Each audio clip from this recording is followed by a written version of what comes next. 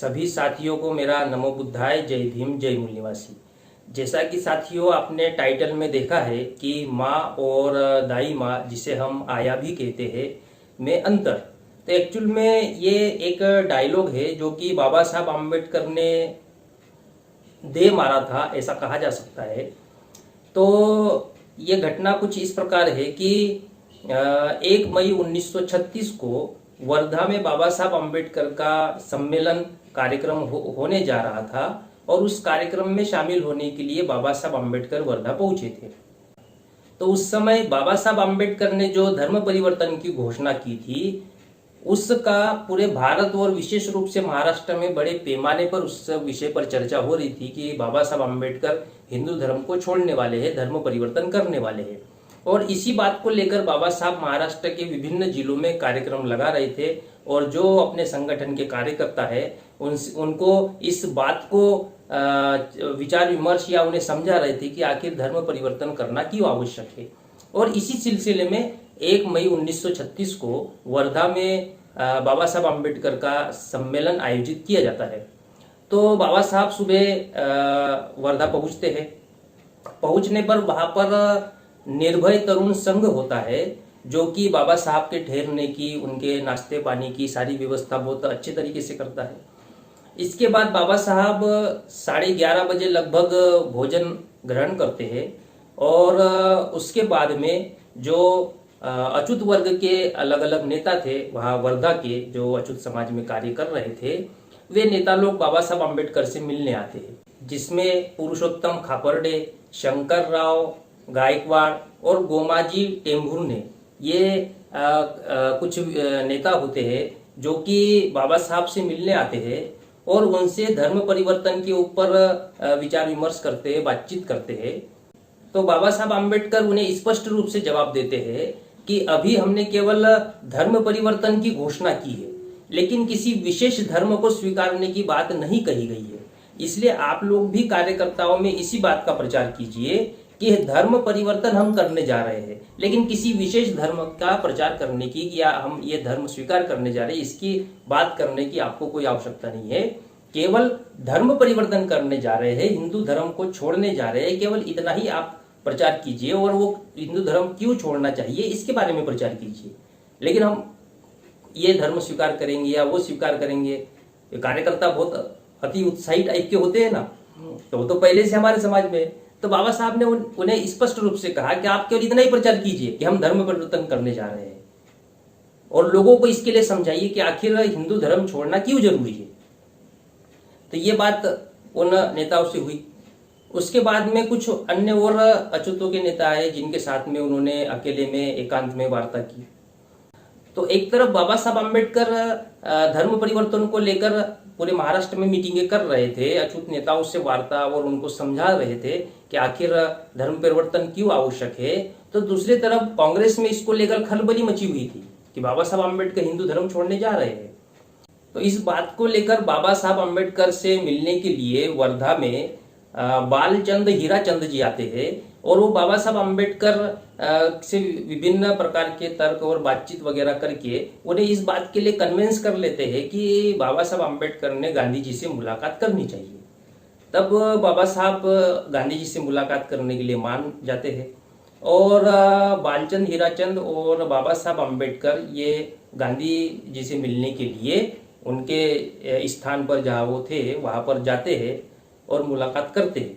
लेकिन उस मुलाकात का कोई नतीजा नहीं निकलता क्योंकि दोनों के विचार अलग अलग थे और उन विचारों में कोई सामंजस्य नहीं बनता और वो जो बातचीत उनकी होती है बाबा साहब आम्बेडकर और गांधी जी के बीच में, वो बातचीत विफल रहती है। बल्कि गांधी जी बाबा साहब से बातचीत करने पर इस निष्कर्ष पे पहुंचते हैं कि भारत और लंदन की कुछ अदृश्य शक्तियां हैं जिसके कारण बाबा साहब आम्बेडकर को प्रोत्साहन मिल रहा है और उस प्रोत्साहन के चलते बाबा साहब आम्बेडकर लगातार धमकियां दे रहे हैं, यानी धर्म परिवर्तन की बात कर रहे हैं, ये एक प्रकार से धमकी है।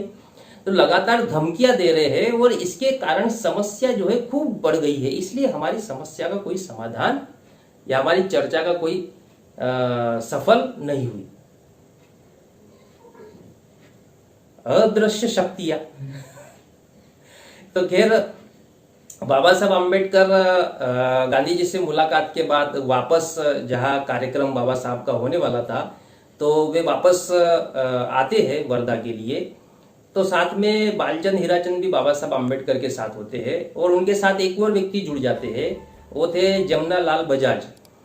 तो ये दोनों, यानी बालचंद हीराचंद और जमना लाल बजाज, ये दोनों बाबा साहब को कहते हैं कि बाबा साहब, आप गांधी जी के साथ शामिल क्यों नहीं हो जाते? अगर आप गांधी जी के साथ शामिल हो जाते हैं तो आपको अपने अछूत समाज का कल्याण करने के लिए बहुत सारा धन संपत्ति और संसाधन आपको उपलब्ध हो सकते हैं, इसलिए आपने गांधी जी के साथ चले जाना चाहिए। तो बाबा साहब आम्बेडकर कहते हैं कि गांधी जी के साथ में मेरा वैचारिक मतभेद है, हमारे विचार एक जैसे नहीं मिल रहे हैं, इसलिए मैं उनके साथ में नहीं जा सकता हूँ। तब वो और बाबा साहब को समझाने का प्रयास करते हैं और कहते हैं कि नेहरू जी ने भी तो अपने विचार साइड में रखे, और साइड में रखकर वो गांधी जी के साथ मिलजुल कर काम कर रहे हैं। तब बाबा साहब आम्बेडकर कहते हैं कि नेहरू का उदाहरण मेरे ऊपर फिट नहीं बैठता है, या नेहरू से मेरी तुलना मत कीजिए।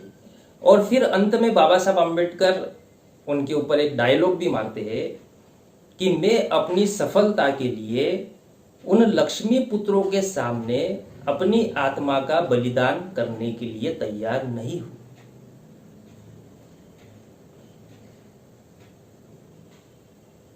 ये डायलॉग मारते हैं।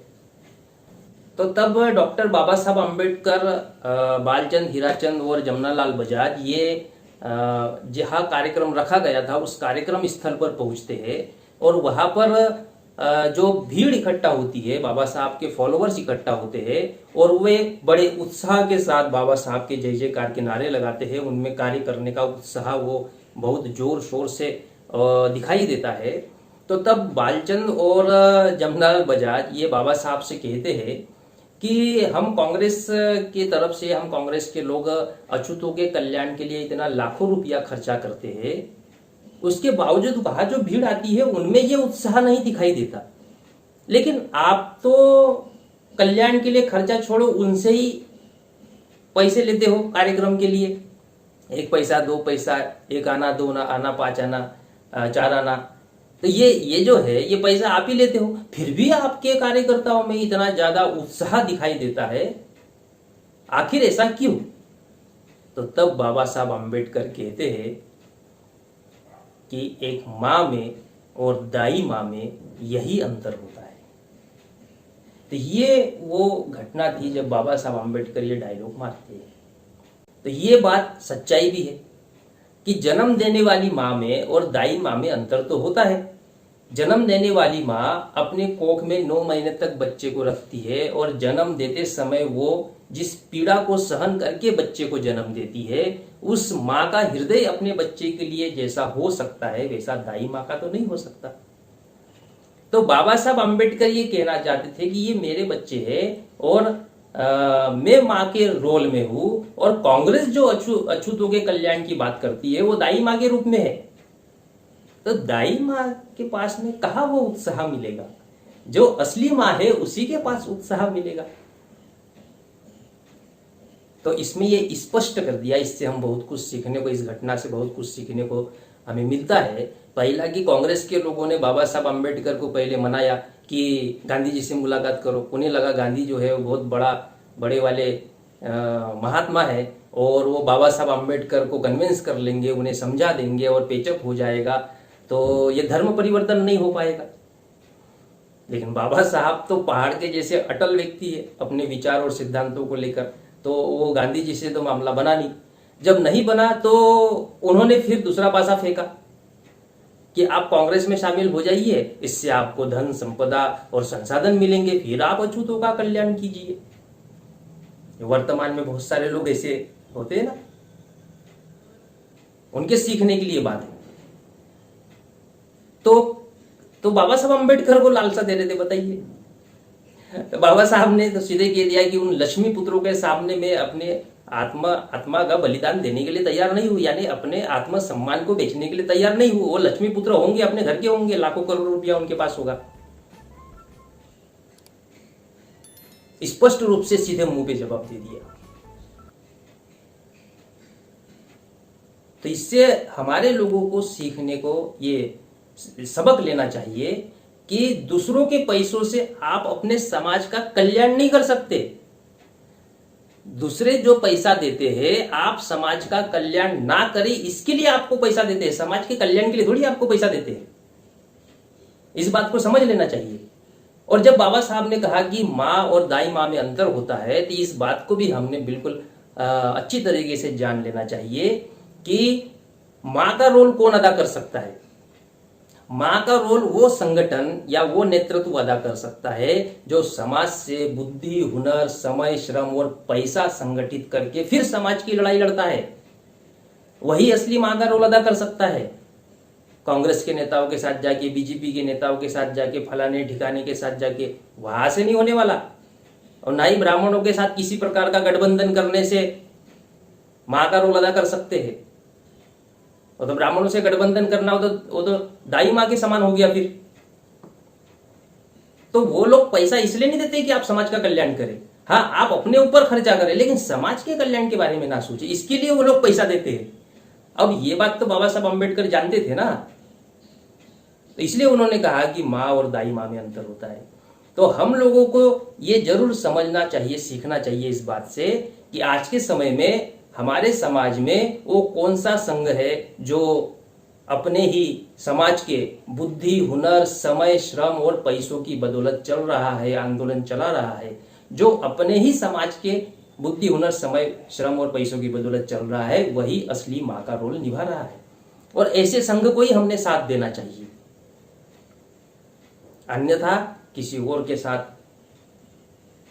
संघ बना के और उनके पार्टी में शामिल होके या ब्राह्मणों के साथ गठबंधन करके, तो वो करने से तो मामला हल होने वाला नहीं है। आज के समय में कांग्रेस ने खड़गे जी को राष्ट्रीय अध्यक्ष बनाया, जो कि अछूत वर्ग से या शेड्यूल कास्ट से है, लेकिन फिर भी कांग्रेस हमारी मां तो नहीं हो सकती, वो दाई माँ ही रहेगी।